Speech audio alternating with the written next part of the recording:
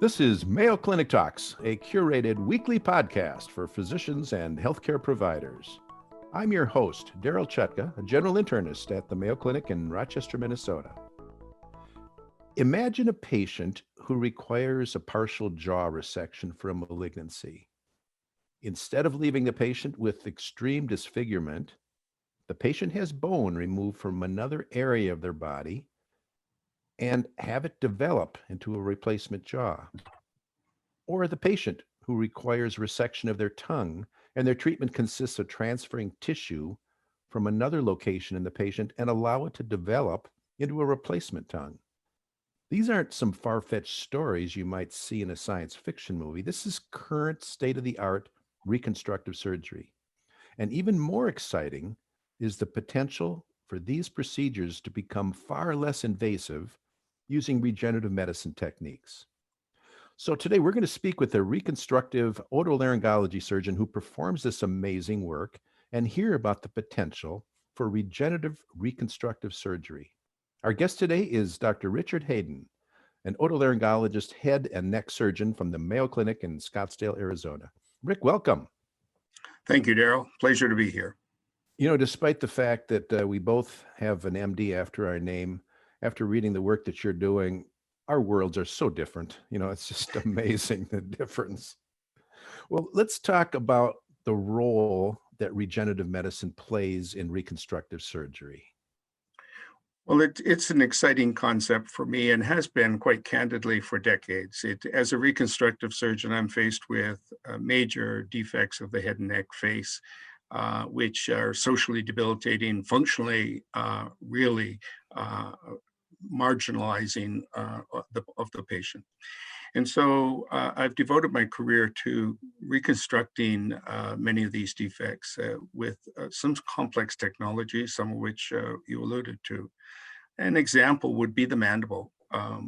If you're historically missing your mandible, you're faced with a few problems: chewing, facial aesthetics, even speaking. So we have found, given the triad of trouble that exists in reconstructing oral cavity, nasal, sinus defects, that the areas are contaminated. They're dirty because of their nature.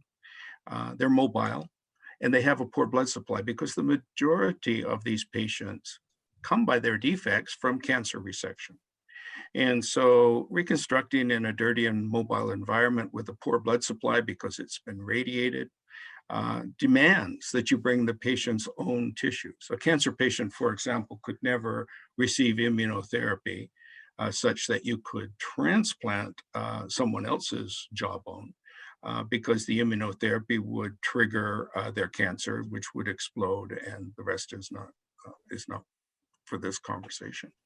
So you need the patient's own vascularized tissue. So in a case like the mandible, we borrow a bone that we're not walking on. We're walking on our tibias, but the fibula provides a marvelous donor bone. And we've used this since 1989 to reconstruct the mandible. And the skin of the calf is used to reconstruct the oral lining or tongue that's missing.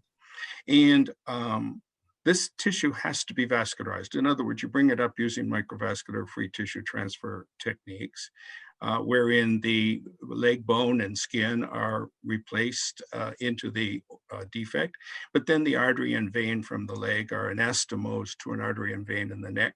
Blood flow is restored to the transferred donor tissue. And within 6 weeks, that fibula has healed to the native mandible. The soft tissues in the mouth have sealed the contaminated cavity from the neck, and you can put osseo-integrated implants into this transferred fibula, such that they have dentition equal to what they would have had prior to the removal of their mandible.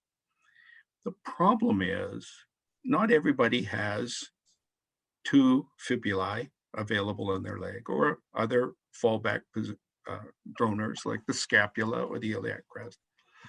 Number 2, the techniques require a lot of expertise, hospital time, expense, and And number three, this is donor surgery as well as recipient surgery. So it's a big deal for patient, family, surgeon, institution, hospital, and the healthcare economics of the day.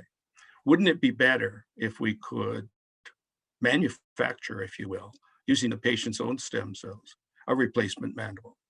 So, case in point, if you could build a scapula or fibula construct that looked like a mandible using 3D printing, populate it with stem cells that have been differentiated into bone or skin or cartilage, whatever is required, and build it either in vivo or ex vivo in a bioreactor, and then simply transfer it to the patient. No donor tissue required. Uh, and that's, we think, the future.